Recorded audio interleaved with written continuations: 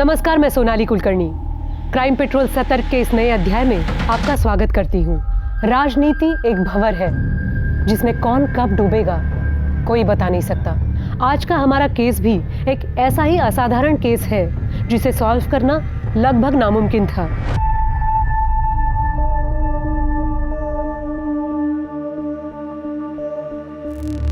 हाँ, मैं बात कर लूंगा, चिंता मत कर तू। रख फोन अभी।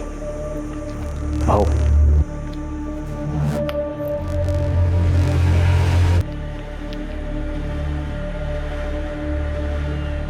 ठीक है,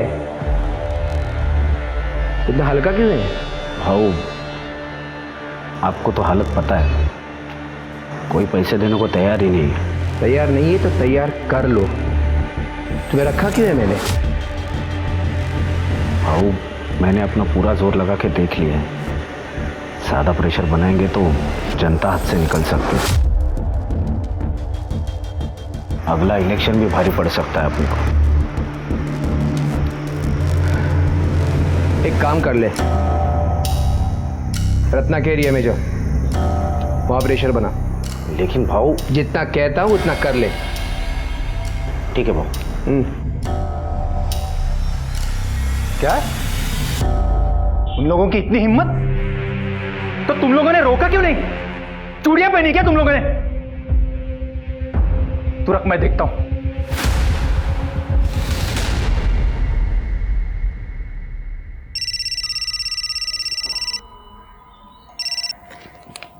हाँ रत्ना, कैसी हो? मैं बिल्कुल ठीक नहीं हूं। तुम्हारे पति हमारे एरिया में आके वसूली कर रहे हैं, जरा संभालना उन्हें। हाँ, मैं बात करती हूँ उनसे।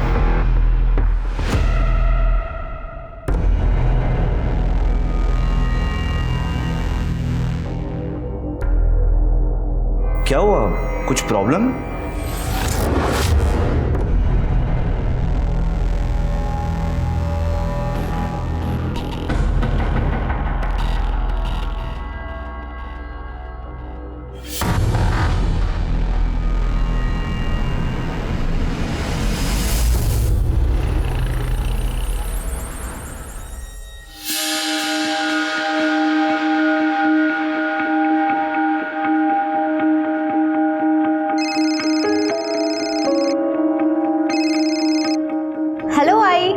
हेलो बेटा, कैसी है तू?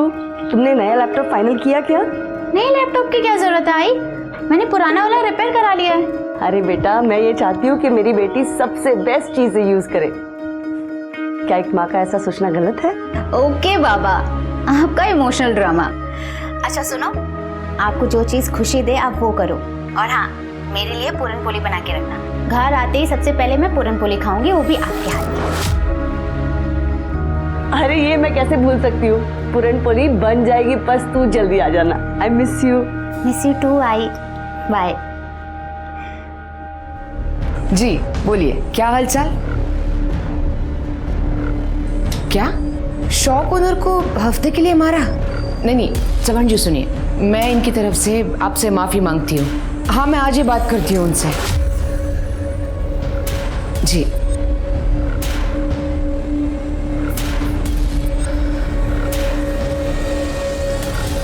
आपने इस नाजुक से सिचुएशन को कितनी अच्छी तरह से हैंडल किया है। आप बहुत बहादुर हो मामी। मगर ये कब तक चलेगा? मैं अकेली हाईकमांड को हैंडल नहीं कर सकती। जब तक मैं हूँ आप अकेली नहीं हो। अब प्लीज अपनी $1 मिलियन स्माइल दिखाइए। तुम नहीं होते तो क्या होता मेरा? मामी, मैं आपको हमेशा खुश देखना चाहता हूँ। अरे हाँ बाबा, हाँ पहुंच रहा हूँ। हाँ पहुंच रहा हूँ, रख फोन अभी। हाँ। अबे खोल के देना, गधा कहीं का। ये परफ्यूम मारकर कुछ नहीं होता।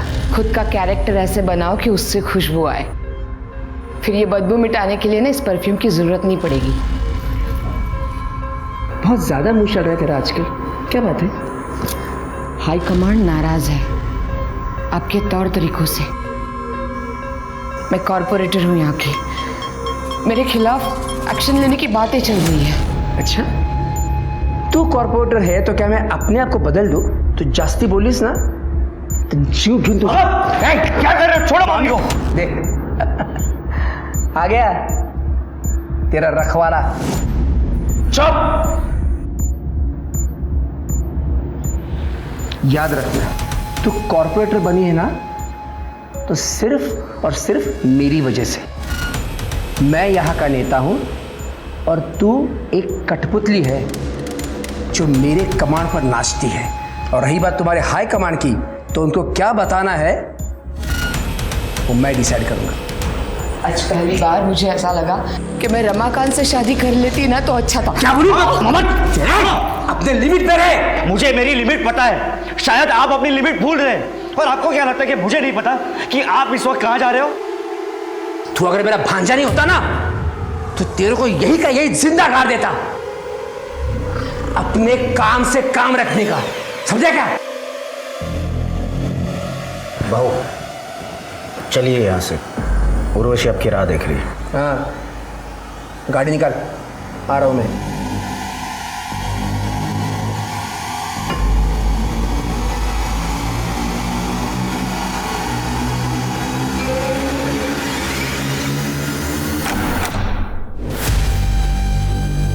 उर्वशी, क्या कर रही है तू इसके साथ है? शर्म नहीं आती तेरे को? ए कृष्ण का, पहले ये बता, मेरे रंग में भंग डालने की हिम्मत कैसे हुई तेरी? तेरे से बात नहीं कर रहा, मैं इससे बात कर रहा हूं। तू बीच में मत बोल। मुझसे बात करना। तू चुप। क्या चल रहा है ये? धोखा दे रही मेरे को? मैं तेरे को धोखा दे रही हूँ? अरे धोखा तो तू दे रहा है अपनी बीवी को। कृष्णकांत, हाथ हटा। इतना गुस्सा किस बात का? तू मेरी मंगेतर को लेके उड़ा और उससे शादी कर ली। अब मैं तेरी उर्वशी के साथ मजे कर रहा हूँ। हो गया ना ऐसा बराबर? फालतू की बातें मत कर। नहीं, अरे बात करके क्यों बने हुए मूड को खराब कर रहे हो? चलो जाओ यार यहाँ से। तू सही नहीं करी है। अरे चल जा। मैं तुझे बोल, अरे चल जा। तू बीच में मत बोल। अरे यहाँ से जा। जा यहाँ से, जा यहाँ से, जा।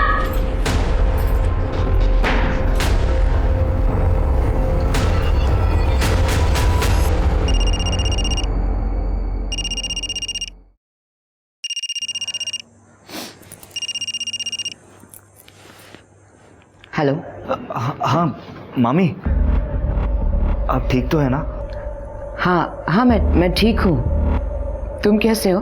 मैं अच्छा हूँ, आप बस अपना ख्याल रखिए। हाँ।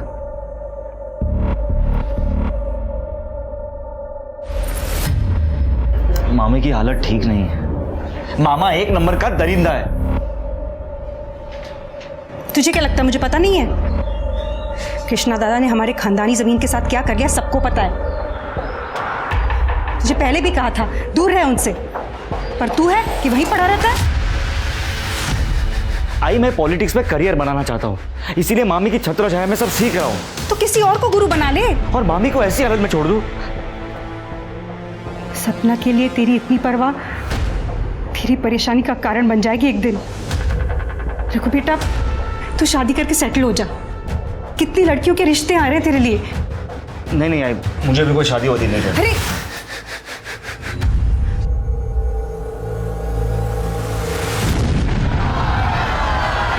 आराम से हटिए आप लोग, हटिए पीछे। रमाकांत जी को जान से मारने की गई कोशिश। रमाकांत जी जो कुछ सेकंड से ब्लास्ट की चपेट में आने से बच गए। हालांकि पुलिस ने एरिया को सील कर दिया है और जानने में ये भी आया है कि शक के बिना पर कुछ लोगों को पकड़ा भी गया है। रमाकांत जी यहीं पे, आइए उनसे पूछते हैं। सर, आपको क्या लगता है इस बम ब्लास्ट के पीछे किसका हाथ है? देखिए, जनता के प्रति हमारा प्यार और हमने जो अच्छे कार्य किए हैं, इस कारण बहुत से दुश्मन भी हुए हैं। हाल ही में किसी ने मुझे जान से मारने की धमकी भी दी थी। आपका मतलब कृष्णकांत कुलकर्णी से है? देखिए, ये आप लोग कह रहे हैं, बल्कि जनता कह रही, मैं नहीं कह रहा। आज यहाँ मंच पर जाते हुए भीड़ में कुछ लोग हमारा सम्मान करना चाहते थे, उस कारणवश मंच तक जाने में हमें देरी हुई और बॉम्ब ब्लास्ट हो गया। तो देखा आपने कैसे रमाकांत ने कृष्णकांत कुलकर्णी पर सीधा निशाना साधा है। रमाकांत और कृष्णकांत कुलकर्णी की 2 साल पुरानी दुश्मनी है और ये बात जनता से छुपी नहीं है। ये सब कुछ आप ही का किया धरा है ना? वाह, कितना भरोसा है तुम्हारा तुम्हारे पुराने प्रेमी पर। भाऊ नीचे पुलिस आई है और आपके बारे में पूछ रही है।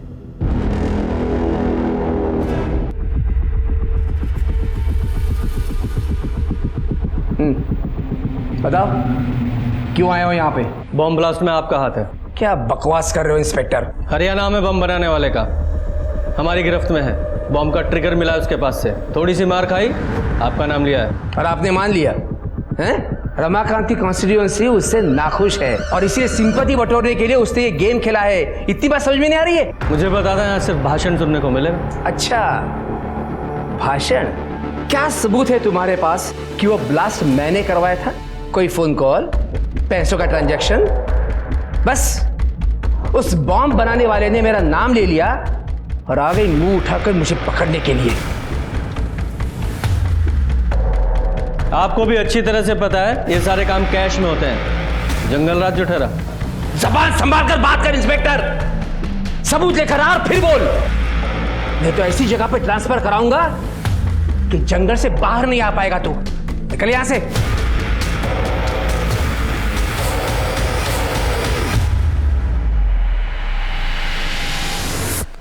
इंस्पेक्टर साहब,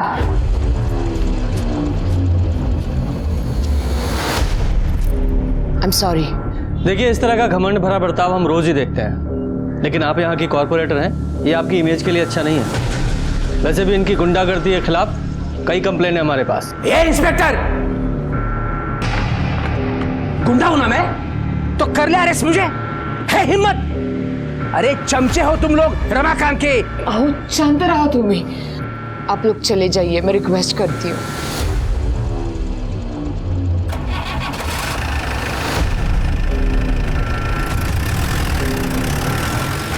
मामी, मामी मैं क्या सुन रहा हूँ कि अरे मामी क्या हुआ? आप रो क्यों रही हो? मुझसे अब नहीं होता, मुझे नहीं जीनी है ये जिंदगी। देख, मेरे बाद ये सब कुछ तुझे ही संभालना है। मामी ये आप कैसी बातें कर रही हो? आप चिंता मत कीजिए, ठीक है? अरे अरे मेरी बात तो सुन। क्या चल रहा है तुम दोनों के पीछे? ये क्या कर रहे हो आप? तेरे को मेरी बीवी मिली थी हाथ साफ करने के लिए। बकवास बंद कीजिए। कितनी गंदी सोच है आपकी। लेकिन अगर मामी को कुछ हुआ ना तो अंजाम बहुत बुरा होगा।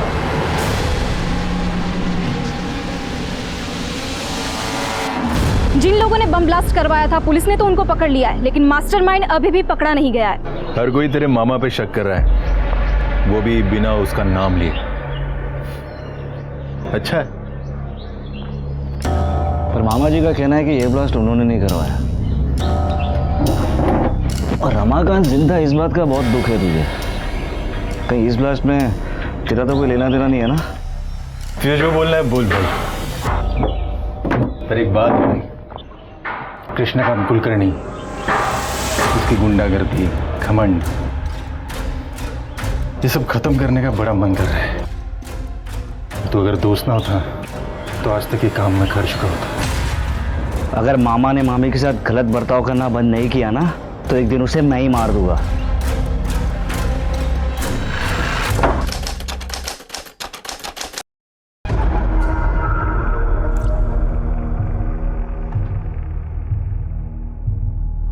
अरे प्रधान साहेब, सांगितलं ना तुम्हाला, काम हो जाएगा। हाँ, अच्छा। ये कौन सी फाइल है? ये मैंने पढ़ ली है, तो हमेशा की तरह चुपचाप साइन कर ले उसके ऊपर। इतनी लेट?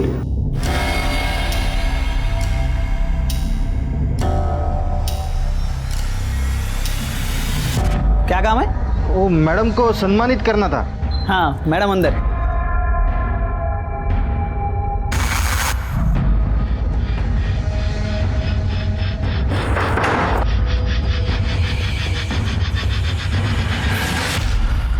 ओए, कौन हो तुम लोग और अंदर कैसे आ गए? बबलू, खोलो। खून, खून।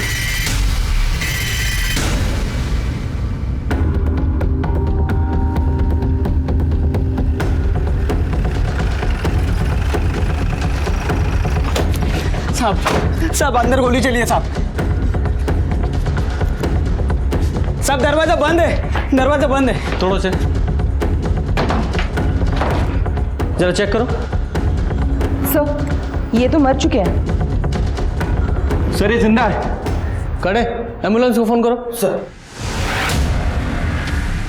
सर इन्हें 3 गोलियां लगी हैं। सर इन्हें भी गोली मारी गई।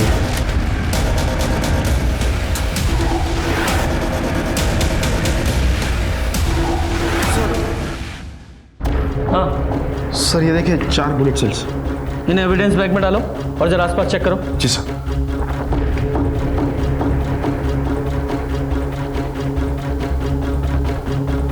चेक करो जरा। जी सर, ये कलेक्ट करता हूँ सर।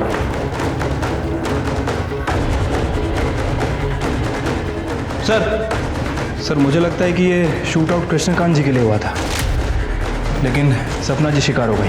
वो कैसे? सर ये कृष्णकांत जी का फ़ोन है और ये देखिए चाय का कप भी आधा भरा है। जब ये गोली चली तुमने देखा था किसने चलाई? सब 2 लोग आए थे मैडम को सम्मानित करने के लिए। क्या काम है? वो मैडम को सम्मानित करना था। हाँ मैडम अंदर। अब रोज इतने सारे लोग आते हैं सब, मैं ठीक से देख नहीं पाया सब। जब ये शूट आउट हुआ घर में कौन कौन था? भाऊ, मैडम और अनिकेत।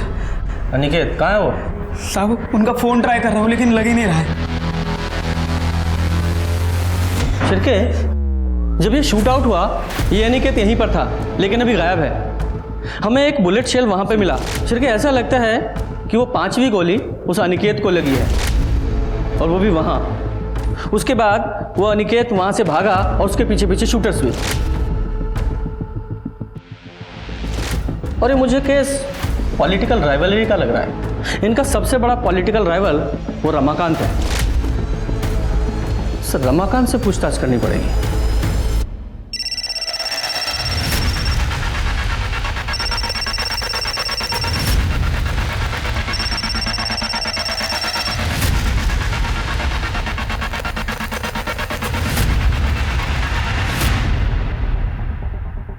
जी सर, मैं ही अनिकेत की पत्नी हूँ। अनिकेत घर पर नहीं है। जब से मैंने शूट आउट के बारे में सुना है तब से उसे फ़ोन लगा रही हूँ और उसका फ़ोन बंद है। तुम्हें कोई अंदाज़ा है कहाँ हो सकता है वो? नहीं सर, कुछ पता नहीं। तुम्हारे पति अनिकेत की कृष्णकांत के साथ कोई अनबन थी या कोई झगड़ा हुआ था? देखो, तुम चाहती हो ना कि हम तुम्हारे पति अनिकेत को ढूंढ लें? देखो, तुम्हें जो कुछ भी पता है साफ साफ बोलो, वरना ये पूछताछ थाने चल के भी हो सकती है। सर, अनिकेत तो कृष्णकांत भाव से हमेशा ही ईमानदार और वफादार रहा है, पर कृष्णकांत भाव उस पर हमेशा शक करते थे कि वो चोरी करता है। कई बार उन्होंने उसकी बेइज्जती भी की थी और हाथ तक उठाया था। और उस दिन तो किधर है अनिकेत? अनिकेत उठाए तो। अरे एक काम करा, अंदर जाओ, जो भी कीमती चीज होगी और इनकी औकात की बाहर की होगी ना, सब लेके आओ। जाओ अंदर, जाओ ढूंढो। भाव ने हमारे घर में घुसकर हमारी तलाशी ली कि कहीं हम ऐशो आराम में जी तो नहीं रहे, पर उन्हें हमारे घर से कुछ भी नहीं मिला। तो इसलिए अनिकेत ने उन्हें शूट कर दिया? नहीं सर, अनिकेत ऐसा कर ही नहीं सकता। कृष्णकांत भाव तो हमारे लिए माए बाप जैसे थे। ये जरूर उस रमाकांत दीक्षित का काम हो सकता है। तुम्हें ऐसा क्यों लगता है कि रमाकांत ने ये सब किया होगा?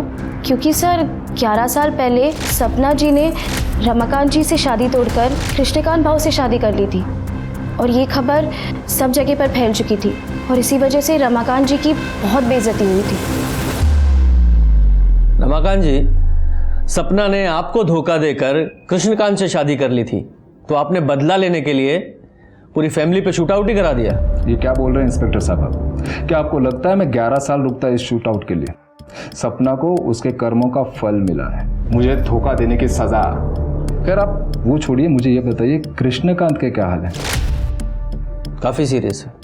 सपना की जगह कृष्णकांत मरा होता तो अच्छा होता। आपकी बातों से तो ऐसा ही लग रहा है कि ये शूट आउट आपने ही कराया। इंस्पेक्टर साहब, अटैक हमने नहीं कराया, कृष्णकांत ने हम पर अटैक कराया, वो भी एक नहीं 2 बार। पहले तो बॉम्ब ब्लास्ट कराया जिसकी तहकीकात आप लोग नहीं कर पाए, और दूसरे साहब संभाला।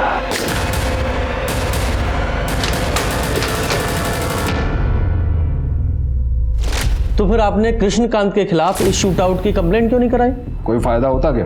बॉम्ब ब्लास्ट के बाद भी वो फ्री घूम रहा है। जब सपना ने कृष्णकांत से शादी कर ही ली थी तो फिर उसके पास क्या मोटिव था कि वो आपकी जान ले? क्योंकि पार्टी ने हमें एमएलए का टिकट दिया था और उसकी बीवी को कॉर्पोरेटर का। और ये बात जग जाहिर है कि कृष्णकांत एमएलए बनना चाहता था।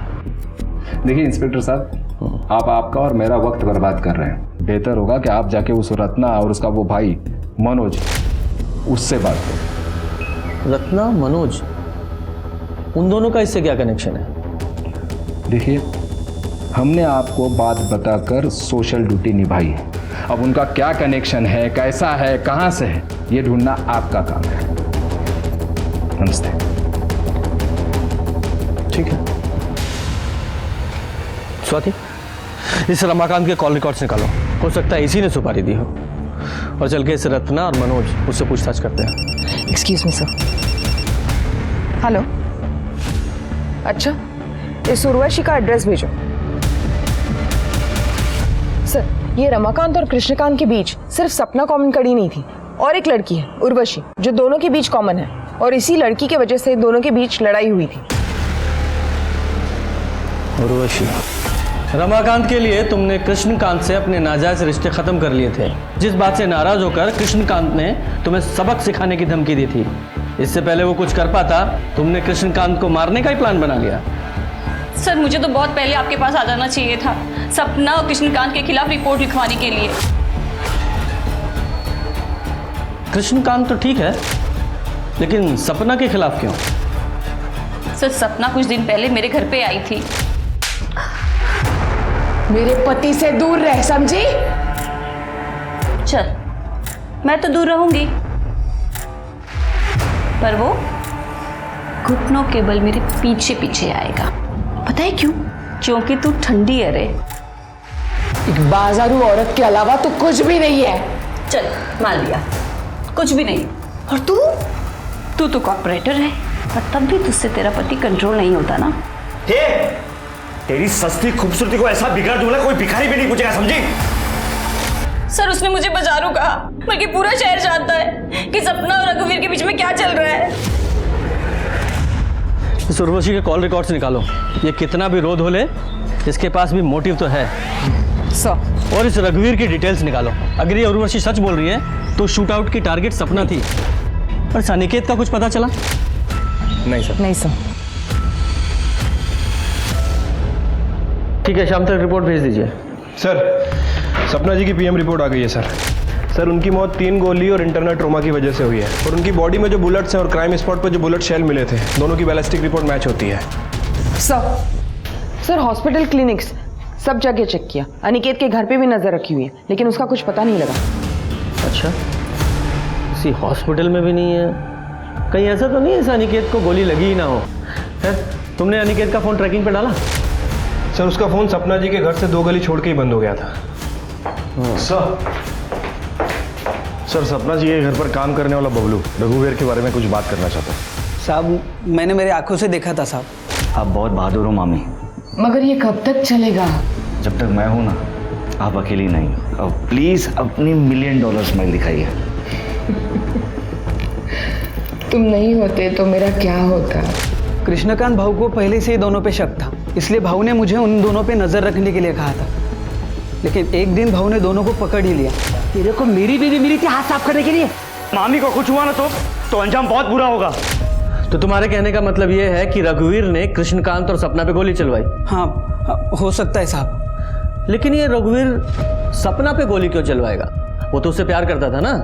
वो तो पता नहीं साहब, लेकिन भाऊ रघुवीर और उनकी बहन प्रमीला, इनके बीच प्रॉपर्टी को लेकर एक केस चल रहा था साहब, बहुत टाइम से।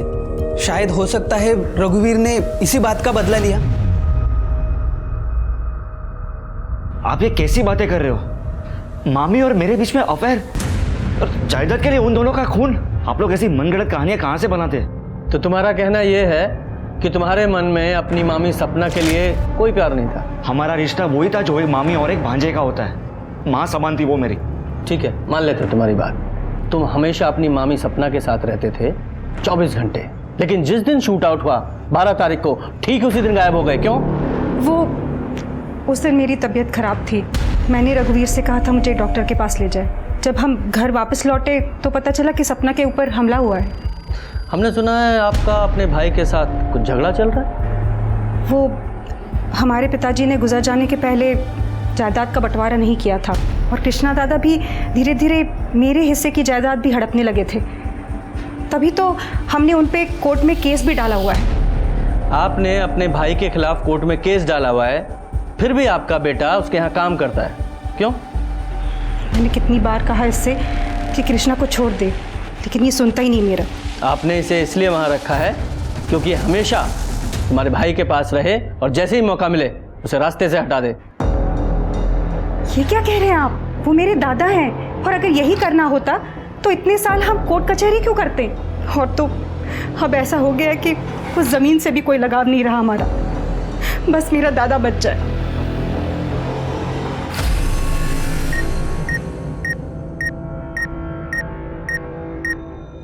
कृष्णकांत को सपना और रघुवीर के रिश्ते पर शक था, तो इस बात की पूरी संभावना है कि यह शूट आउट कृष्णकांत ने ही कराया हो। लेकिन इस शूट आउट में गोली उसको भी लगी है और हो सकता है कि यह काम अनिकेत ने किया हो, इसलिए वो अंडरग्राउंड है। हो सकता है वो गोली अनिकेत को लगी हो, पर उसका घाव इतना सीरियस ना हो कि उसे हॉस्पिटल में भर्ती होने की जरूरत पड़े, इसलिए वो अंडरग्राउंड है। सर सोर्सेस से पता चला है उर्वशी का अश्लील वीडियो सोशल मीडिया पे हाल फिलहाल में लीक हुआ है। लोगों का कहना है कि कृष्णकांत उसे वापस पाना चाहता था, इसलिए उसने ये वीडियो लीक किया था। उर्वशी? सर एक एंगल ये भी हो सकता है कि उर्वशी ने कृष्णकांत जी पे हमला किया और सपना जी मर गई। हाँ, लेकिन ये एक्चुअल में शूट आउट किसने कराया, उसके लिए उन दोनों शूटर्स का पकड़ा जाना बहुत जरूरी है। जल्दी पकड़े जाएंगे सर, मैंने खबरियों को ऑलरेडी काम पे लगा रखा है। गुड। सर, गोमती नगर के पुराने घर से बदबू आने की शिकायत लोगों ने की है।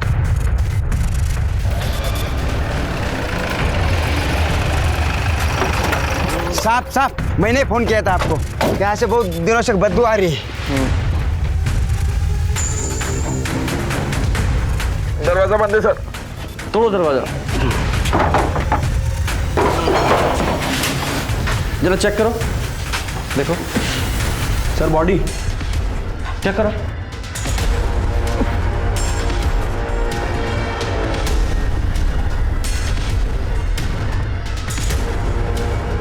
सर ये तो अनिकेत है। वो जो 5वीं गोली थी वो इसी को लगी है, ये कंफर्म है। बैलिस्टिक को बोलो जल्दी से जल्दी रिपोर्ट दे। इसकी जेबें वगैरह चेक करो, कुछ मिलता है क्या? सर ये देखिए, शूट आउट वाले दिन से किसका फोन आया था?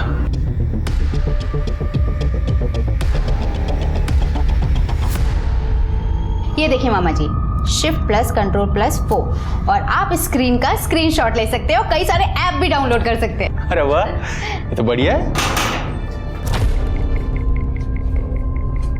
मनोज पाटिल। हाँ? 12 अगस्त जिस दिन सपना जी के यहाँ शूट आउट हुआ था, तुमने अनिकेत को इतने सारे कॉल क्यों किए थे? क्योंकि मैं उसे ढूंढ रहा था। सपना और कृष्णा पर जो अटैक हुआ था ना, उसके बाद वो बच के निकल के भाग गया। मैंने सोचा उसे ढूंढकर मार दूं। कुछ दिन पहले मुझ पे भी अटैक किया था उसने।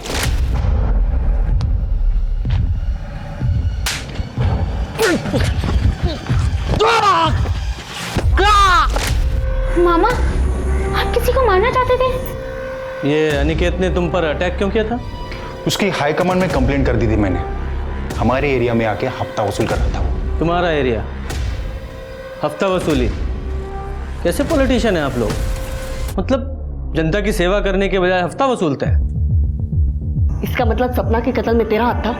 बोल ना, काय बोलते थे? नहीं ताई, मी काहीच केलं नहीं है। मैं बिल्कुल निर्दोष हूँ। मैंने कुछ नहीं किया है। वो तो पता चल जाएगा। Arrest him. मैंने कुछ नहीं किया है। मैंने कुछ नहीं किया है, मैं बोल रहा हूँ। कुछ नहीं किया मैंने। सर मेरा भाई ऐसा नहीं कर सकता। वो सिर्फ झूठ बोलता है, उसको अपने गुस्से में कंट्रोल नहीं है। मैंने उसे बहुत समझाने की कोशिश की पर समझता ही नहीं है वो। बेचारी सपना बहुत अच्छी थी वो।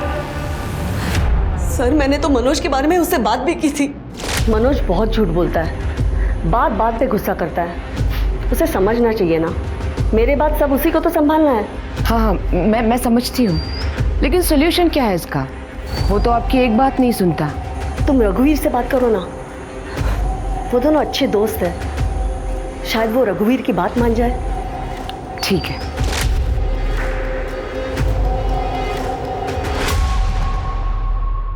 कदम, इस रमाकांत के पास भी तो गन है ना, और उस गन में सेम कैलिबर की बुलेट इस्तेमाल होती है जैसी कि सपना और कृष्णकांत के शूट आउट में हुई थी।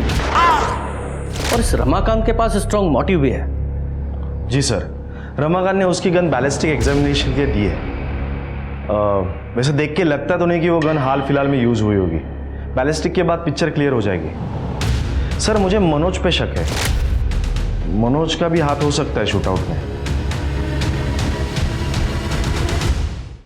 सर, खबर मिली है कि गज्जू और दिनेश नाम के दो हिस्ट्री शीटर 12 अगस्त से ही गायब हैं और दोनों के फोन भी स्विच ऑफ हैं। ट्रैक करो दोनों को। और ये मनोज का कोई कनेक्शन मिला क्या? नहीं सर, फिलहाल तो मनोज का इस शूटआउट से कोई कनेक्शन नहीं दिख रहा है। लेकिन कदम को लगता है कि मनोज का कोई ना कोई इन्वॉल्वमेंट है।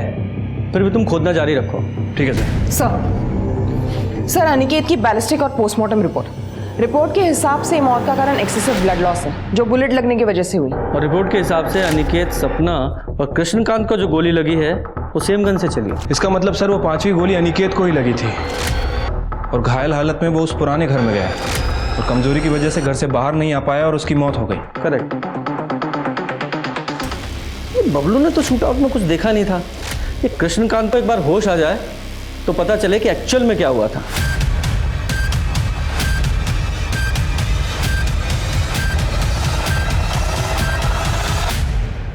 क्या हुआ? सर, कृष्णकांत जी की मौत हो गई। पुलिस के पास एक आखिरी सहारा था, एक ऐसा आई विटनेस जो पुलिस को शूटआउट के डिटेल्स दे सके। लेकिन कृष्णकांत के मरने के बाद पुलिस की वो उम्मीद भी खत्म हो गई।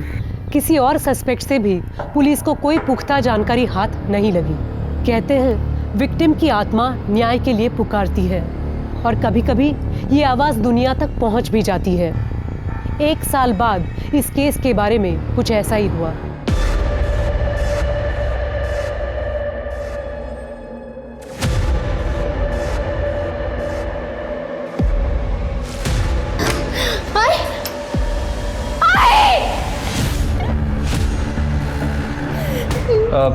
आप लोग नीचे बैठिए।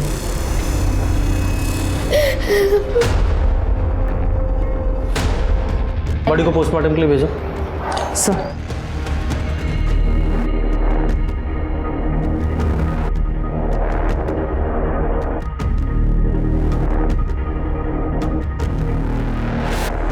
पहले सपना और कृष्णकांत का मर्डर, अब ये रत्ना, इसकी मौत। ये पॉलिटिक्स भी हर एक किसी को रास नहीं आती है।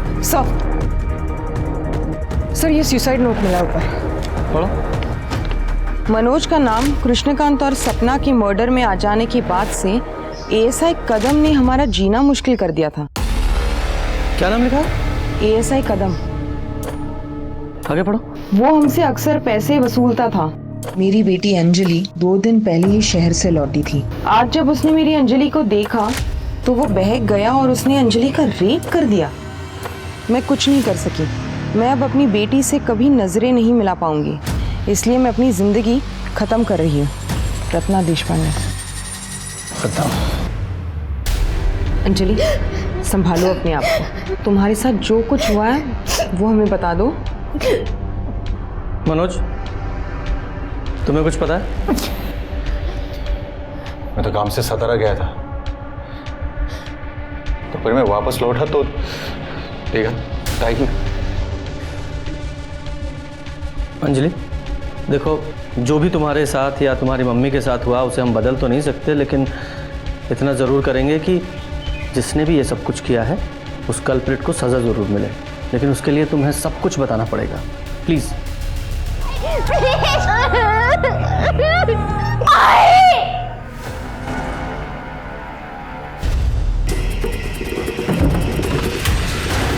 ये गन लेकर कहाँ जा रहा है? पकड़ो इसे।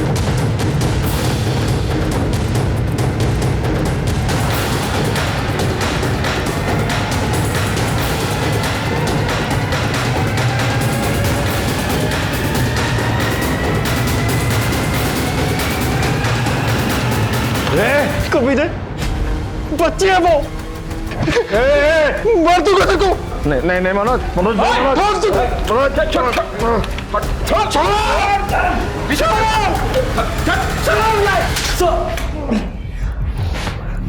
कदम क्यों किया ये सब तूने? क्यों भूल गया ये वर्दी तूने क्यों पहनी थी?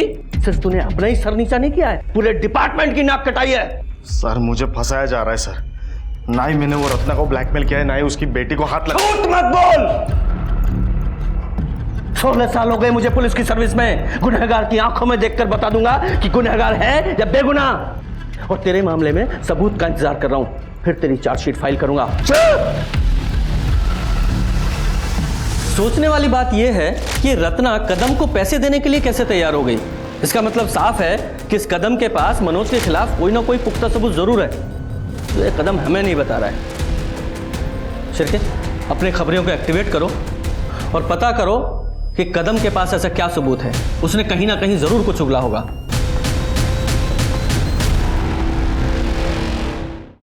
जी सर, मैं प्रेशर समझ रहा हूं, हम पूरी कोशिश कर रहे हैं। सर खबर मिली है कि इस कदम ने पास के गांव में सुपारी लेकर एक मर्डर किया है और ऐसे ही कई काम वो रमाकांत के लिए कर चुका है। तो फिर हो सकता है कि रमाकांत ने कदम को ही सपना के मारने की सुपारी दी हो, क्योंकि सपना ने रमाकांत को धोखा जो दिया था। हो सकता है सर, लेकिन रमाकांत इस बात से अभी तक इनकार कर रहा है और हमारे पास भी रमाकांत के खिलाफ कोई पुख्ता सबूत नहीं है और उसकी गन की बैलिस्टिक रिपोर्ट भी नेगेटिव आई है। पर कोई ना कोई तो ऐसी कड़ी होगी जो इस रमाकांत और कदम को जोड़े। 12 अगस्त को तो मैं छुट्टी पे था सर, मेरी शादी की सालगिरह थी। और उसी छुट्टी का फायदा उठाकर तूने 2 शूटर्स को सपना का मर्डर करने के लिए भेज दिया। अब ये बता, वो गन कहां से ली? क्योंकि हमें पता है वो तेरी सर्विस गन तो नहीं थी। सर आप जबरदस्ती मुझसे कुछ भी कबूल नहीं करवा सकते। सर अंजलि की मेडिकल रिपोर्ट। सर अंजलि की बॉडी पे जो सीमेंट ट्रेसेस मिले हैं वो कदम की सीमेंट से मैच करती है। सबूत चाहिए था ना, ये रहा सबूत। अंजलि का रेप तू नहीं किया है। आखिरकार एएसआई कदम ने अंजलि के रेप के जुर्म को कबूल किया। उसके पास मनोज के खिलाफ कोई सबूत नहीं थे, फिर भी वो रत्ना को ब्लैकमेल कर रहा था। एएसआई कदम ने यह भी कबूला कि उसने रमाकांत के लिए ऐसे कई गंदे काम किए हैं, लेकिन उसने सपना को मारने की बात को कभी नहीं स्वीकारा। अब पुलिस के सामने ये सवाल था कि सपना, कृष्णकांत और अनिकेत का कातिल कौन है। रघुवीर के पास स्ट्रॉन्ग मोटिव था, लेकिन पुलिस के पास रघुवीर के खिलाफ कोई सबूत नहीं था। और तब पुलिस को दिनेश और गज्जू के बारे में जानकारी हाथ लगी। हे गज्जू, ये चल भाग! भाग! चल बाबा बताओ, कुछ नहीं किया सर।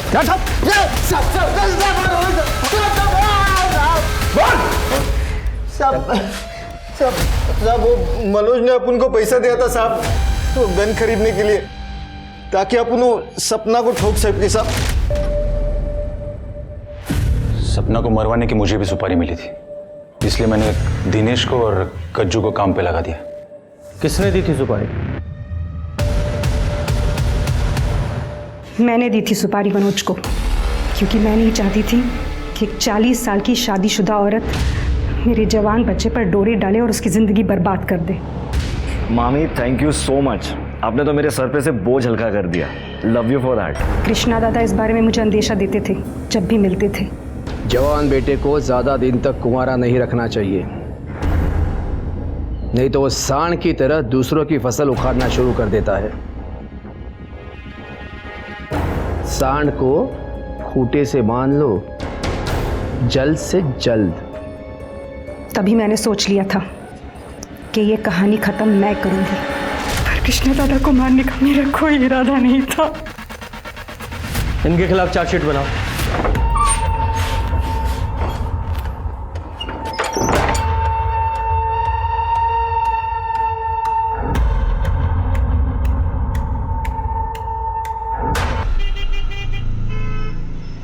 देखिए सर, ये सब क्लियर है सर। मैं ऑलरेडी स्टडी कर चुका हूँ मनोज जी। ये जो टैक्स बचाने के चक्कर में अपने अनऑथराइज्ड क्लेम्स और इलीगल ट्रांजैक्शंस किए ना, ये सरकार की नज़र में बहुत बड़ा क्राइम है, आप जानते हैं। इसकी सज़ा 10 साल तक की जेल और 20 लाख रुपए जुर्माना है। अब इंक्वायरी बंद करने के लिए मैंने मेरे सीनियर्स को 10 लाख रुपए में कन्विंस किया है। Thank you Kulkarni sir. पैसों के लिए मैंने अपना ये घर गिरवी रखा है। कुछ दिन और ठहर जाइए, आपका काम हो जाएगा। आप एनफोर्समेंट डिपार्टमेंट के इतने बड़े अफसर हो, कुछ और मोहलत दीजिए ना प्लीज़। मैं बात करता हूँ मेरे सीनियर से, और आप भी तो बात कीजिए आपके पार्टनर से, परेश जी ना? हाँ, चाह क्यों नहीं ना?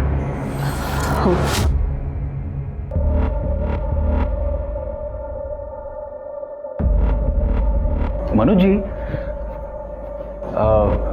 आपकी बेटी वैष्णवी कहाँ है? वो दिखाई नहीं दे रही। बहुत खूबसूरत है वो अपने दोस्त के घर पर गई है, कल आ जाएगी।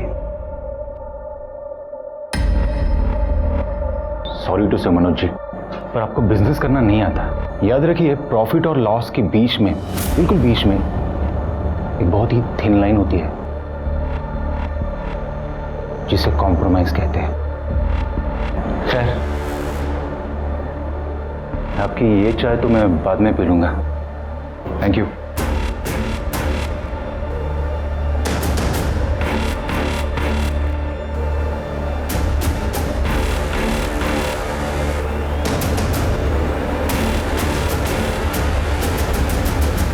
पता नहीं परेश फोन क्यों नहीं उठा रहा है। नमस्कार, मैं सोनाली कुलकर्णी आपका स्वागत करती हूँ क्राइम पेट्रोल सतर्क के इस नए अध्याय में। किसी ने सच ही कहा है, किसी भी देश की तरक्की, अस्मिता उस देश में रहने वाली नारी की स्थिति से नापी जाती है। आज हम एक ऐसा rarest of the rare case लाए हैं जो रिश्ते और विश्वास की परिभाषा के बिल्कुल विरुद्ध है। एक ऐसा घिनौना सच जिसकी हम कल्पना भी नहीं कर सकते। सिंधुदुर्ग के सावंत नगर में वैष्णवी गायकर रहती थी। उसके सपने बड़े और उम्मीदों से भरे थे। आखिर क्या हुआ था उस मासूम लड़की के साथ, जिसके लिए उसे मौत से भी बदतर सजा दी जा रही थी? आई आई आई अगर क्या है? मुझे मुंबई में जॉब मिली है मल्होत्रा डिजाइनर्स के यहाँ। मुंबई की बहुत बड़ी डिजाइनर कंपनी है। I am so happy. अगर बाबा नहीं मानेंगे। भाई आप मना लेना ना बाबा को, ऐसी अपॉर्चुनिटी बार बार नहीं मिलती है। तू जानती है ना बाबा को। आप रुको, बाबा को आने दो, मैं मनाती हूँ। लगता है बाबा आ गए।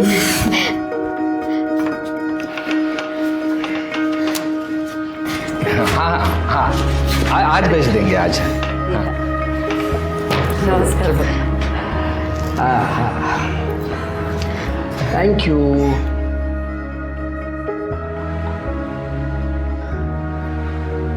बाबा, मुझे मुंबई में जॉब मिली है, हफ्ते भर में निकलना होगा। ये तो बड़ी अच्छी बात। कोई अच्छी बात नहीं है, मना कर दे उनको। देख, तू अकेली मुंबई नहीं जाएगी, और अगर तेरे को मुंबई जाना है तो तेरे लिए मैं मुंबई का लड़का ढूंढता हूँ। शादी कर ले और फिर मुंबई चली जाना। तो बाबा, कैसी बात कर रहा है मनोज? बच्ची जिंदगी में आगे बढ़ रही है और तू उसके पैरों में शादी की बेड़ियां बांध रहा है। परेश, तुला माहिती नहीं है। भाऊजी, ये नहीं समझेंगे। खानदान परंपरा यही नजर आता है इनको। हाँ, नजर आता है, इसलिए तो मुझे अपनी मर्यादा पता है, और हर एक को अपनी मर्यादा का पता होना जरूरी है। तुझे मुंबई जाना है, शादी कर ले और फिर आराम से मुंबई चली जाना। That's final. बाबा,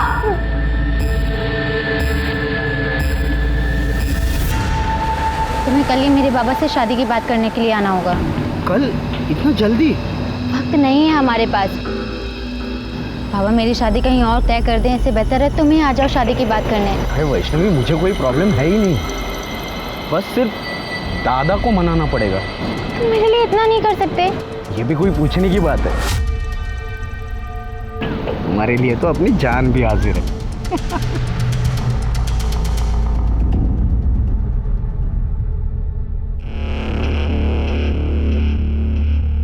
वैष्णवी, अरे वाह, इतना सज धज के कहाँ जा रही है? कहीं जा नहीं रही हूँ, ऋषि आ रहा है अपने भाई के साथ घर पे शादी की बात करने के लिए, उसी का वेट कर रही हूँ।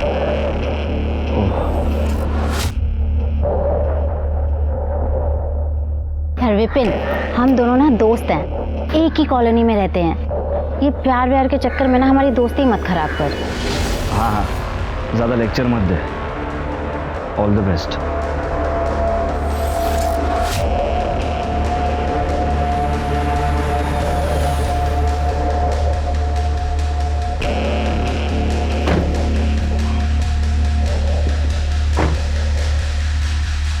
हाय।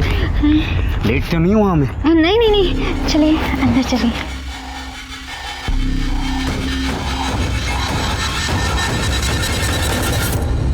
मनोज बाबू, परेश बाबू, पहले हमारे बीच जो कुछ भी हुआ उसे भूल जाते हैं। ये दोनों एक दूसरे से बहुत प्यार करते हैं, शादी करना चाहते हैं।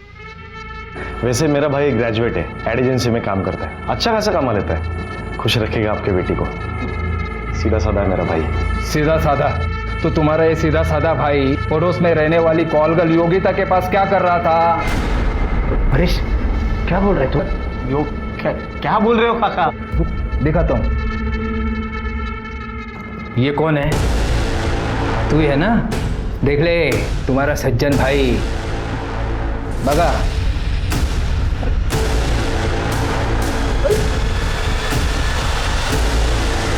हरीश, ये फोटो तुम्हारे पास कैसे आई? अरे योगा योग साला, 4 महीने पहले तुम सब लोग शिरडी गए थे। उस वक्त सावंतवाड़ी में मेरी मीटिंग तय हुई थी, तो मैं तुम्हारी बाइक लेने के लिए यहाँ आया था, तब इसको देखा था मैंने। फिर जब कल इन दोनों को साथ में देखा ना मैंने, तब इसको मैं पहचान लिया।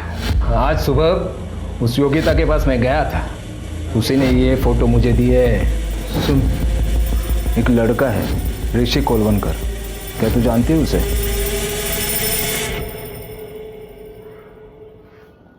यही ना, ये तो अक्सर आता है मेरे यहाँ, बहुत पसंद है मुझे।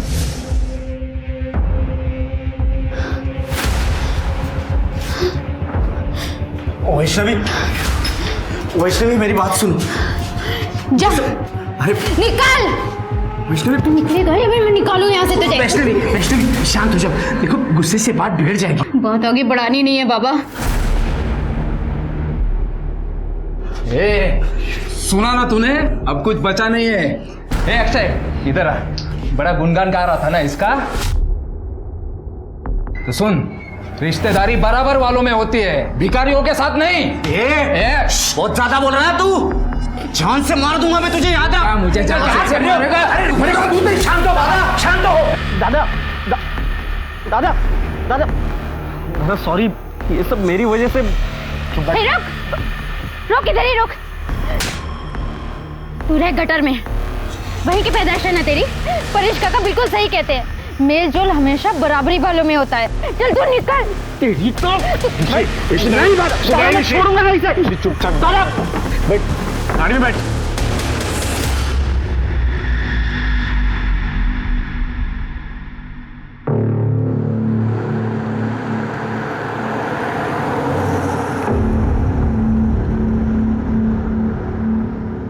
मुझे ना बड़ा मजा आ रहा है तुझे ऐसे देखने में।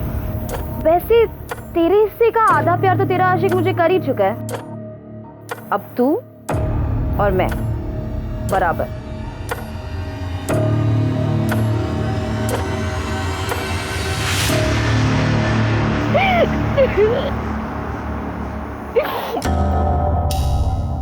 I'm so sorry काका, मेरी वजह से आपको इतना सुनना पड़ा। अरे कुछ नहीं, उसकी बातों को तू दिल पे मत ले, वो कुछ नहीं करने वाला।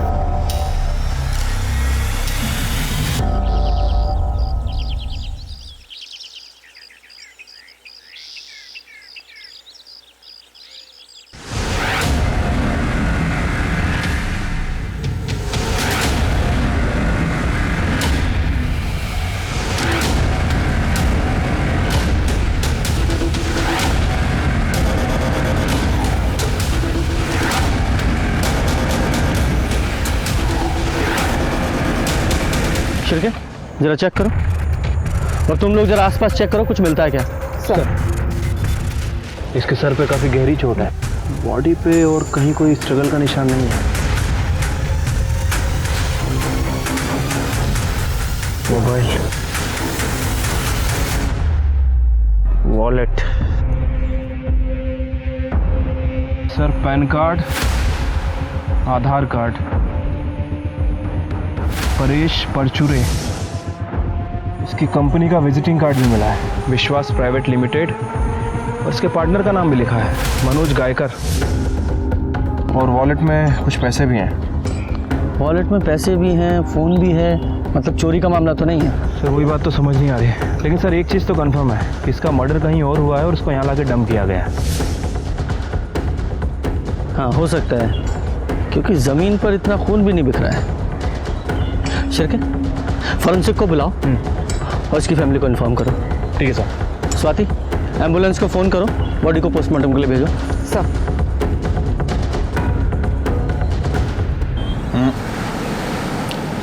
वक्त बहुत कम बचा है आपके पास मनोज जी। देखिए फिर क्या है ना, ये केस अगर मेरे हाथ से निकलकर मेरे सीनियर के पास चला गया ना, तो फिर मैं भी कुछ कर नहीं पाऊंगा। कुलकर्णी सर, मैं कोशिश कर रहा हूँ। तो थोड़ी सी कोशिश आपकी बेटी वैष्णवी को भी करने दीजिए। क्या है, धंधे में एक दूसरे की मदद करना ही तरक्की का तरीका होता है। और आपकी बेटी वैष्णवी तो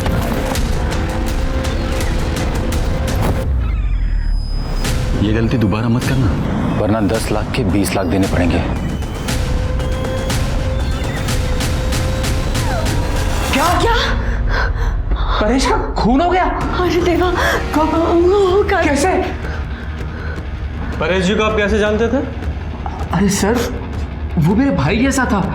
एक्चुअली हम दोनों की एक छोटी सी कंपनी है। हमारे एरिया के काफ़ी सारे लोग दुबई में रहते हैं। वो वहाँ से पैसे भेजते हैं और हम उन पैसों को इंडियन करेंसी में कन्वर्ट करके उनके घर वालों को देते हैं 2% कमीशन काटकर। हमने सुना है कि आप दोनों पार्टनर्स के बीच में कुछ अनबन चल रही। हाँ, छोटे मोटे प्रॉब्लम्स तो होते ही रहते हैं ना पार्टनर्स के बीच में, और उसकी वजह थी सर। एक्चुअली परेश को सट्टा खेलने की आदत थी और इसकी वजह से अकाउंट से काफ़ी सारे पैसे उसने निकाले थे। बस उसकी वजह से बहुत नुकसान सहना पड़ता था। तो इस वजह से तुमने अपने पार्टनर की जान ले ली? सर मैंने परेश को नहीं मारा, आप विश्वास कीजिए सर। एक मिनट। हाँ पूजा बेटा, वैष्णवी को जल्दी घर भेज देना। हाँ। क्या? लेकिन उसने तो कहा था वो तेरे घर जा रही है। ठीक है, तो आओ थांबा एक मिनट।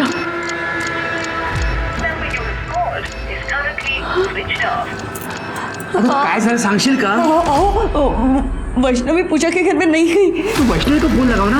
लाओ ना फोन, उसका फोन स्विच ऑफ आ रहा है। क्या हुआ? ये वैष्णवी कौन है? साहब वो हमारी बेटी है हमारी। क्या हुआ है, डिटेल में बताइए। वो कल ना सारे माँ, मैं पूजा के घर जा रही हूँ। हम दोनों को एक ही असाइनमेंट मिला है, उसे पूरा करने। अच्छा, वो रात को लेट हो जाएगा तो मैं वहीं रुक जाऊंगी और सुबह 11 बजे तक वापस आ जाऊंगी। बाबा से पूछ। बाबा जाऊँ? ठीक है, अपना स्कूटर लेके जाना। पर वो तो खराब पड़ा है। मैं रिक्शा से चली जाती हूँ, 50 मिनट की दूरी पर ही है उसका घर, मानिक नगर में। ठीक है, संभाल के जाना पर। ठीक है, होगा। सर अब पूजा कह रही है कि वैष्णवी उसके घर पर गई नहीं। तो वैष्णवी किसी और फ्रेंड के घर पर चली गई होगी। नहीं सर, ये पक्का उसी का काम है। किसका? ऋषिकेश कोलवणकर। वो कौन है? वो वैष्णवी से शादी करने के लिए आया था, लेकिन परेश को उसके चाल चलन के बारे में पता चल गया था और ये सुनकर वैष्णवी से उसे रिश्ता तोड़ा था और शादी भी तोड़ी थी। तब तो वो चला गया था घर से। सर उसे जल्दी से पकड़िए सर, कहीं वो मेरी बेटी के साथ कुछ गलत ना कर बैठे सर। अब शांत हो जाइए, टेंशन मत लीजिए। ये वैष्णवी का फ़ोन नंबर और उसका फोटोग्राफ दीजिए। चलिए दे सर। सर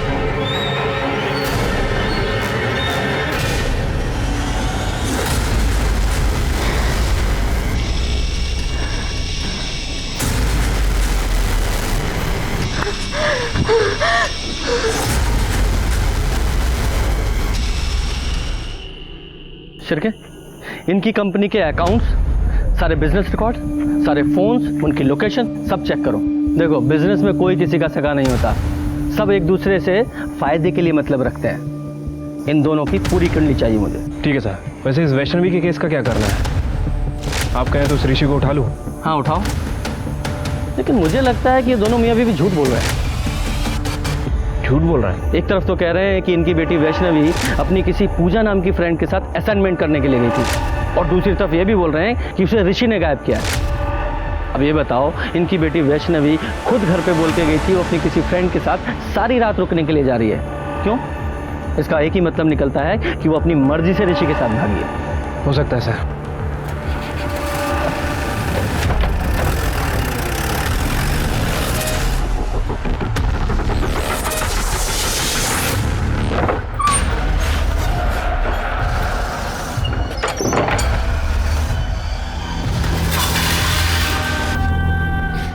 सर, परेश की पोस्टमार्टम रिपोर्ट के हिसाब से उसकी मौत 10 तारीख को करीब 3 से 4 बजे के बीच हुई। उसका सर दीवार पर पटक कर उसे मारा गया। सर, उसके सर पे सीमेंट और रेत के ट्रेसेस मिले हैं। इसका मतलब ये कंफर्म है कि परेश को कहीं और मारा गया और बाद में उसकी बॉडी को जंगल में ले जाकर डंप कर दिया गया। Yes sir. सर, जैसे आपने कहा था, मैं ऋषि के घर गई थी। वहाँ मेरी बात उसके बड़े भाई अक्षय कोलवनकर से हुई। ऋषि तर गोवा गया है। क्यों? उसका वो एड एजेंसी का मीटिंग होता है, अक्सर जाया करता है।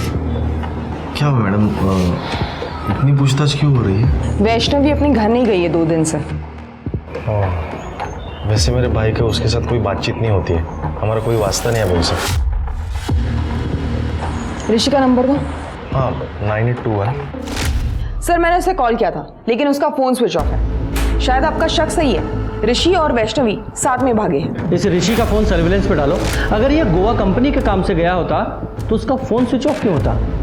उसकी कंपनी में जाकर जरा पता करो। सर, परेश के कॉल रिकॉर्ड। सर, इसका फोन नाना साहब चौक के पास ही आके बंद हुआ था और यहाँ से 5 किलोमीटर दूर जंगल में इसकी बॉडी मिली थी। शिरके, एक काम करो, नाना साहब चौक का जो सीसीटीवी है उसकी फुटेज चेक करो 10 तारीख को 1 बजे से 4 बजे के बीच की।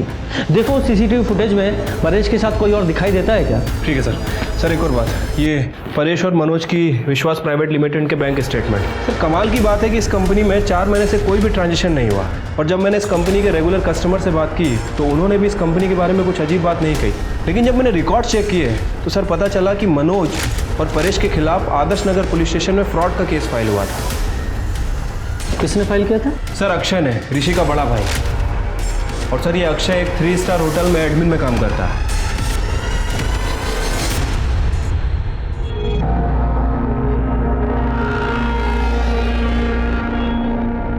अब क्या हुआ सर? परेश परचूरे को जानते हो? उन्हें कैसे भूल सकता हूँ सर। परेश भाऊ और मनोज भाऊ, उन्होंने 1 साल पहले मेरे 3 लाख रुपए डुबाए। कैसे? सर, मैं पहले दुबई में काम किया करता था, तब मैं विश्वास प्राइवेट कंपनी के थ्रू घर पे पैसे भेज दिया करता था। तब वो 2% कमीशन लिया करते थे सर। फिर मेरी कॉन्ट्रैक्ट खत्म हुई, मैं घर पे वापस आया। फिर मैंने कैलकुलेशन की सर, उन्होंने 3% से कमीशन लिया था। 3 साल 1% ज़्यादा, मतलब थोड़ा थोड़ा अमाउंट करके 3 लाख रुपए हो गए थे सर। मैं उनसे बात करने के लिए उनके घर पे चला गया। तेरा कोई पैसा नहीं है हमारे पास। देखो परेश भाऊ, मुझे पैसों की जरूरत है, मुझे मेरा पैसा दे दो प्लीज। कौन सा पैसा? तेरी जॉब जाने का फ्रस्ट्रेशन यहाँ आके मत निकाल। चल चल निकल यहाँ से। परेश भाऊ देखो, हाथ में रहो आप, गुस्सा मुझे भी आता है। क्या कर लेगा तू? अरे क्या कर लेगा? गली का कुत्ता है, कुत्ता। शहर मत कर रहे। चल निकल यहाँ से। चल परेश भाऊ, बात को चल। सर, तब मैंने आदर्श नगर पुलिस स्टेशन में कंप्लेंट भी लिखवाई थी, लेकिन उसका आगे कुछ हुआ नहीं। ये मनोज और परेश ने तेरे पैसे डुबाए तो तूने परेश को रास्ते से हटा दिया? नहीं सर, वो तो 1 साल पहले की बात है। मेरी अच्छी खासी जॉब चल रही है सर यहाँ पे। एक बात बता, तुम लोगों में इतनी कहा सुनी हुई, फिर भी तू वो मनोज की बेटी वैष्णवी का हाथ मांगने गया तेरे भाई के लिए? सर, मैं जितनी नफरत उनसे करता हूँ ना, उससे कई ज़्यादा प्यार मेरे भाई से करता हूँ सर। उसकी खुशी के लिए मैंने मेरा मन बदल दिया सर, लेकिन उन लोगों का नहीं बदला। रिश्तेदारी बराबर वालों में होती है, भिखारियों के साथ नहीं।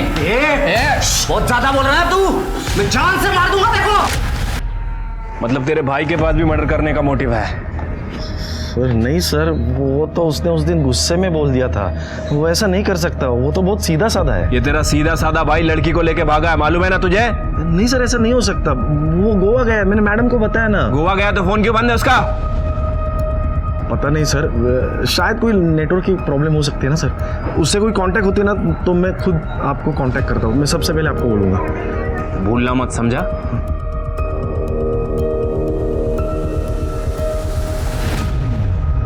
सर, हो सकता है कि ये ऋषि और वैष्णवी एक साथ भागे हों और परेश ने उन्हें देख लिया, फिर ऋषि और परेश का झगड़ा हुआ हो और ऋषि ने परेश का मर्डर कर दिया। हाँ, पॉसिबिलिटी तो है, क्योंकि 10 तारीख को 1:30 बजे से 2 बजे के बीच में वैष्णवी ऋषि दोनों का फोन अपने अपने घर पे स्विच ऑफ हुआ। मतलब उन्हें पहले से पता था कि उन्हें कब और कहाँ मिलना है और कहाँ जाना है। हाँ सर, कॉल रिकॉर्ड्स के हिसाब से 5 से 10 तारीख के बीच वैष्णवी और ऋषि में अक्सर कॉल्स हुए। इसका मतलब है दोनों में सुलह हो चुकी थी।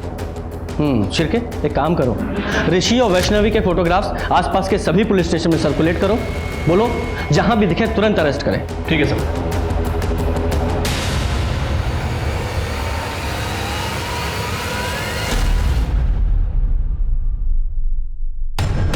मुझे दे दीजिए ना।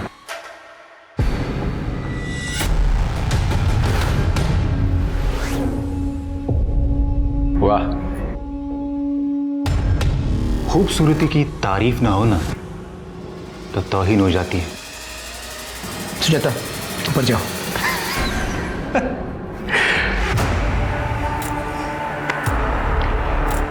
एक डील करते हैं ना मनोज जी। आपकी बेटी तो भाग गई, उसकी जगह पे आप अगर इन मोहतरमा को मेरे पास भेज दो। कुलकर्णी सर, वो बीवी है मेरी, कहने लो और चलते बनो। मुझे भी कैश चाहिए, 10 लाख, और वो भी 2 दिन में। तमाम कोशिशों के बाद भी पुलिस परेश के कातिल तक नहीं पहुंच पा रही थी और दूसरी तरफ वैष्णवी पर अत्याचार और शोषण बढ़ता जा रहा था। पुलिस वैष्णवी को ढूंढने की हर मुमकिन कोशिश कर रही थी, लेकिन उनके हाथ कोई कामयाबी नहीं लग रही थी। फिर अगले दिन कुछ ऐसी घटना घटी जिसने पुलिस को सिर्फ हैरान ही नहीं बल्कि सोचने पर भी मजबूर कर दिया।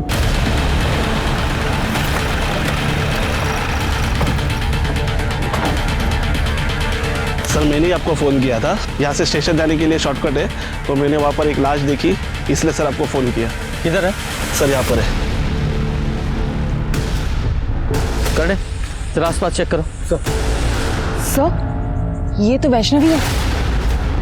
सर, वैष्णवी को गला दबा के मारा और सर चेहरे पे बहुत सारे वार हैं और सर हालत देख के लगता है इसके साथ सेक्सुअल असॉल्ट भी हुआ है। मेंटल और फिजिकल टॉर्चर दोनों हुआ है इसके साथ। इसकी फैमिली को इन्फॉर्म करो और फॉरेंसिक टीम को बुलाओ, बॉडी को पोस्टमार्टम के लिए भेजो।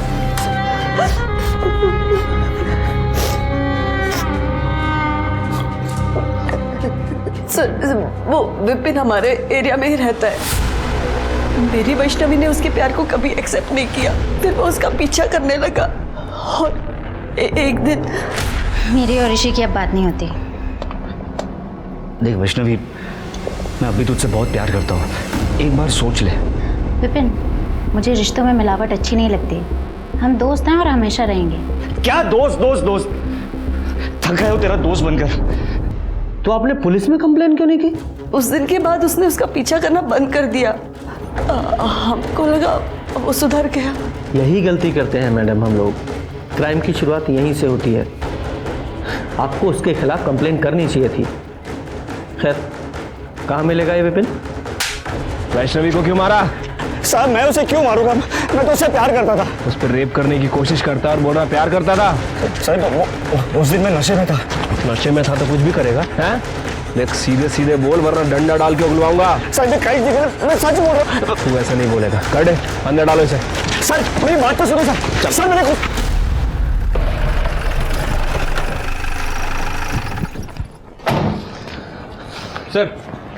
सर हमने विपिन को उठा लिया है और सर ये वैष्णवी की पीएम रिपोर्ट।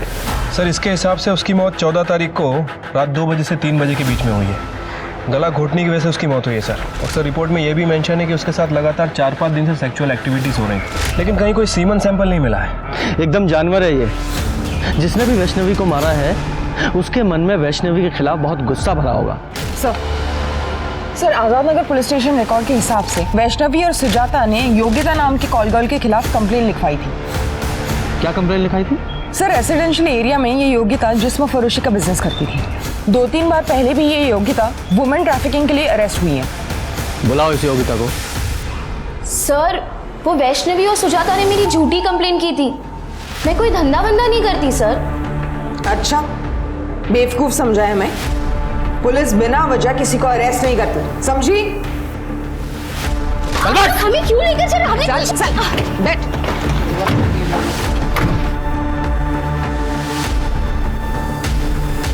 सुजाता और वैष्णवी ने तुझे अरेस्ट कराया था, तूने बदला लेने के लिए उस वैष्णवी को बेच डाला, उसे किडनैप करवा दिया, और जब वैष्णवी ने वहां से भागने की कोशिश की तो मरवा दिया उसे।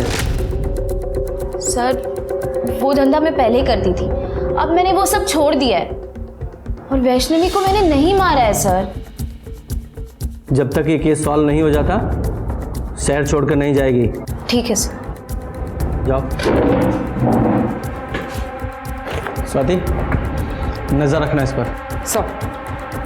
सर हमने इस मनोज पर नजर रखी थी, पता चला है कि मनोज ने अपना घर गिरवी रख के मार्केट से 10 लाख रुपए उठाए। ये मनोज जरूर कुछ ना कुछ हमसे छिपा रहा है। हाँ सर। सर लेकिन एक बात मैंने आपसे छुपाई है। कौन सी? एक्चुअली परेश टैक्स और जीएसटी बचाने के चक्कर में पैसों की बहुत हेरा फेरी करता था। मैंने उसे बहुत बार समझाया पर उसे कभी माना नहीं। फिर एक दिन। आप लोगों को क्या लगा ये सब फ्रॉड करके आप सरकार से बच जाओगे? सॉरी सर, अब गलती हो चुकी है, आप ही बताइए क्या कर सकते हैं। 20 लाख रुपए का फ्रॉड है, इंक्वायरी तो बैठेगी, 10 साल की सजा और 20 लाख तक का जुर्माना। मैं क्या कहता हूँ, कुछ चाय पानी ले दे के मामला यहीं सेटल कर देते हैं। 10 लाख कैश। एक ईडी ऑफिसर ने आपसे रिश्वत मांगी? हाँ सर, इसीलिए मैंने अपना घर गिरवी रख के मार्केट से 10 लाख रुपए उठाए थे। नाम क्या था उस ऑफिसर का? राजेंद्र कुलकर्णी। आपके पास नंबर है उसका? हाँ। शिरके, नंबर लगाओ।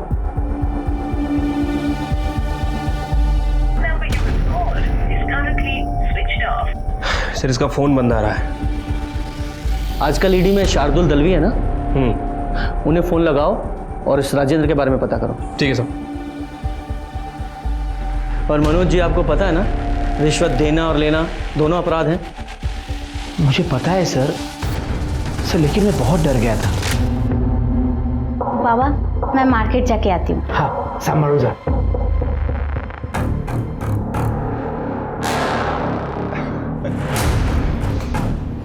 आपकी बेटी मेरा मन बहलाने के लिए कुछ दिन आ जाए तो। कुलकर्णी सर, उसकी मेरी बेटी पर ही नहीं मेरी बीवी पर भी बुरी नजर थी सर, इसलिए सोचा कि उसके सारे पैसे उसको देकर मामला खत्म कर दूं बस। मनोज जी, ये बात आपको हमें पहले बतानी चाहिए थी, यहां तक नौबत नहीं आती। सर दलवी साहब से बात हुई है, उनका कहना है कि ईडी में राजन कुलकर्णी नाम का कोई भी ऑफिसर नहीं है। क्या? और सर विश्वास प्राइवेट लिमिटेड नाम से कभी भी कोई इंक्वायरी नहीं निकली। सच में? मतलब ये आदमी फेक ईडी ऑफिसर बनकर लोगों को ठग रहा है। शिरके, इस नंबर को ट्रैक करो, इस नंबर की सारी कॉल लोकेशन और कॉल रिकॉर्ड चाहिए मुझे। मनोज जी, आप इस सो कॉल्ड ईडी ऑफिसर को तो अच्छे से जानते ही हैं, चेहरा कई बार देखा आपने। हाँ सर। स्केच बनवाओ। सर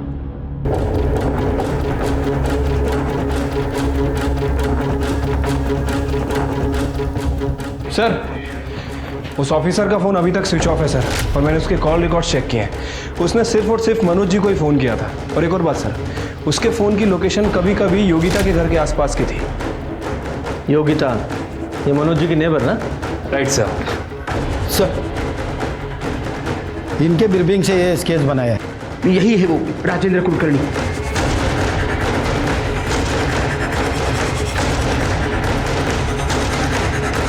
देखो डरो मत, बताओ यही था? हाँ सर, ये एक बार आया था। ए योगिता, ये अपना पुराना दोस्त है, इसे मजा आना चाहिए।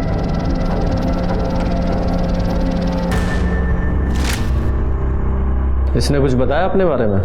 नहीं सर, इसने तो कुछ नहीं बताया, पर इसके साथ जो आदमी आया था मैं उसे जानती हूँ, वो यही शिवा कॉम्प्लेक्स में रहता है। हमें सब पता है तेरे और उस नकली ईडी ऑफिसर के रैकेट के बारे में। अब सीधे सीधे बताएगा या तेरे हलक में से उगलवाऊं? चिरके, सब कुछ बताता हूँ साहब। सब उसका नाम शेखर नाइक है। सब मैं दिल्ली में जॉब करता था, तभी हम पहली बार मिले थे, और एक दिन अचानक वो मेरे घर पे आया। क्या? तो तू इधर फेक ईडी ऑफिसर बन के लोगों से पैसे लूटता है? हाँ, और पता है तुझे, थोड़ा सा डरा दो ना तो लोग पैसा दे भी देते।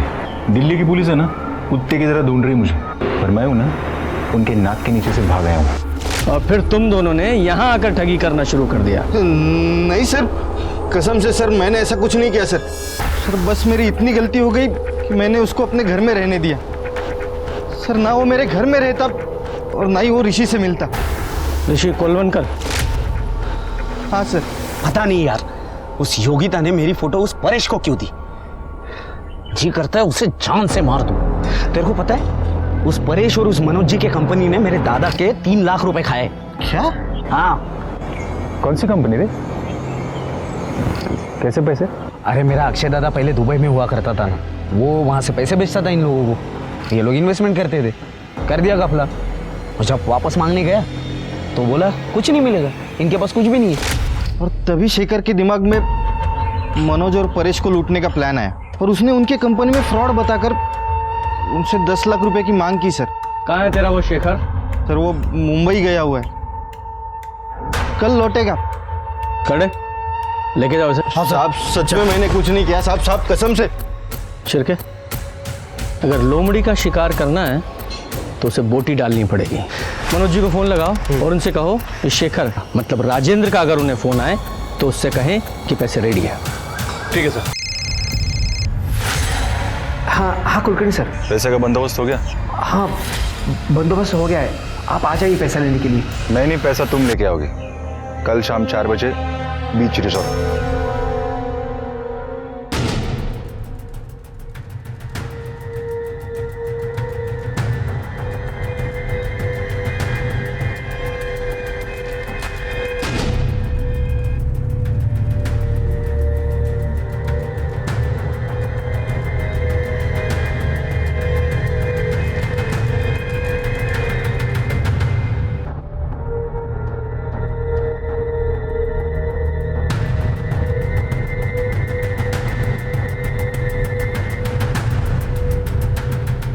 Mister Rajendra Kulkarni from ED, I card दिखाइए प्लीज।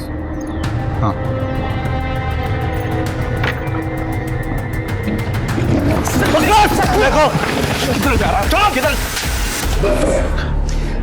दिल्ली में तुझ पर फ्रॉड के कई केसेस हैं, लेकिन यहाँ पर तुझ पर फ्रॉड के साथ साथ मर्डर और रेप के चार्जेस भी लगेंगे। सर मैंने ना वो परेश को मारा है, ना मैंने वैष्णवी का खून किया है। ये तो इतनी आसानी से नहीं कुछ उगलेगा, हमसे मेहनत करवाएगा।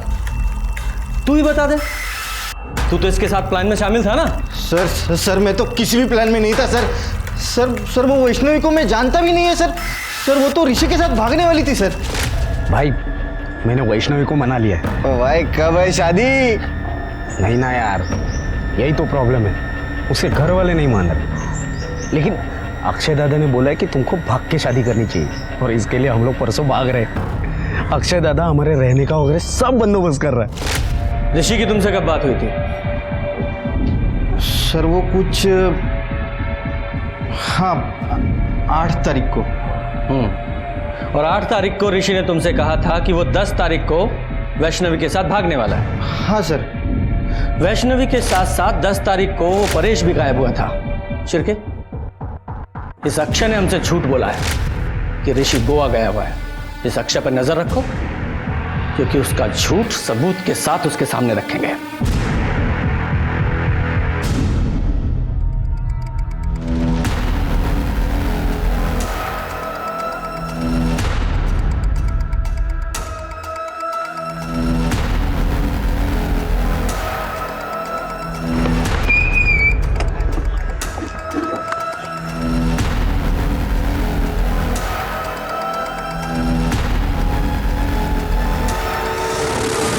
अरे दादा, लेकिन हुआ क्या? कौन देख? हाँ मैं देखता हूँ।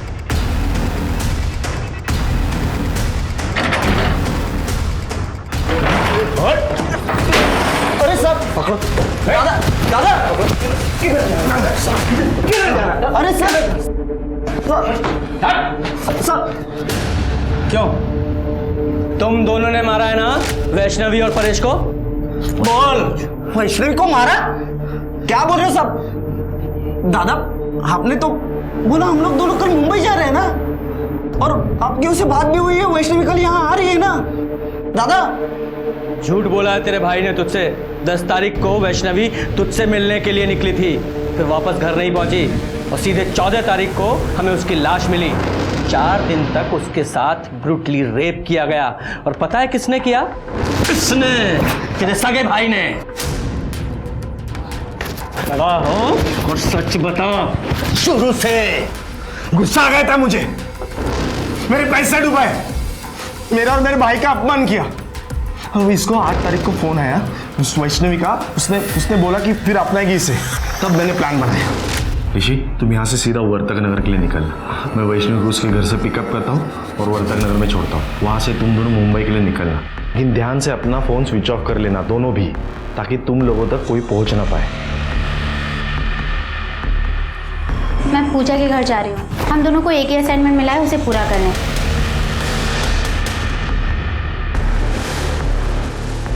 आजा।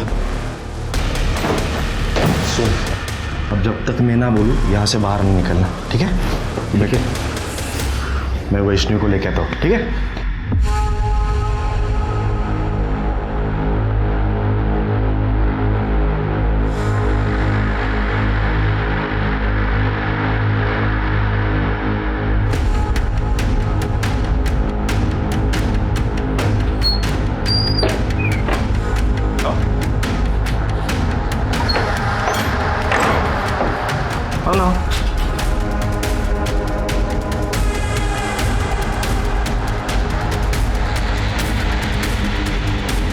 दादा, आप कहाँ लेके आए हैं मुझे? ऋषि कहाँ है? ऋषि ना नहीं आने वाला। तुम्हें सबक सिखाने के लिए मैं अकेले ही काफी हूँ। ऋषि, 10 तारीख को जब वैष्णवी तुझसे मिलने यहाँ नहीं पहुंची तो फिर तू यहाँ क्यों रुका रहा? गया क्यों नहीं यहाँ से? क्योंकि दादा ने मुझसे कहा कि वो जब घर से भाग रही थी तो उसे घर वालों ने पकड़ लिया और उसके घर वाले मुझे ढूंढ रहे थे। तो कुछ दिन तो मुझे यही छुपे रहना पड़ेगा और वैष्णवी कुछ दिनों के बाद फिर से भागेगी, इसलिए मैं यहाँ रुका था सर। झूठ बोलाया, तेरे भाई ने झूठ बोला तुझसे। बता, क्यों मारा तूने वैष्णवी को? बता। गलती की सजा मिली उसको। दादा, तुमने मुझे इतना बड़ा धोखा दिया, मैं तुम्हें कभी माफ नहीं करूंगा। तब मैं कोशिश करूंगा तुझे उम्र कैद नहीं, सीधे फांसी होगी। लेके चलो इसे। अक्षय कुलवंकर को वैष्णवी रेप केस में आईपीसी की धारा 375 और साथ ही साथ वैष्णवी और परेश के मर्डर केस में धारा 302 के तहत फांसी की सजा सुनाई गई। क्रोध अक्सर हमें गलत निर्णय लेने पर मजबूर करता है। क्रोध से अहंकार पैदा होता है और अहंकार हिंसा को बढ़ावा देता है। इसलिए क्रोधित होने से पहले उससे होने वाले परिणामों के बारे में सोचना हमारी जिम्मेदारी है। अब मैं सोनाली कुलकर्णी आपसे विदा लेती हूँ। फिर मिलेंगे एक नए केस के साथ क्राइम पेट्रोल सतर्क जस्टिस रीलोडेड में। तब तक अपना और अपने परिवार का ख्याल रखिए। क्राइम पेट्रोल के और भी दिलचस्प कहानी देखने के लिए हमारे चैनल को सब्सक्राइब करें और बेल आइकॉन दबाना न भूलें।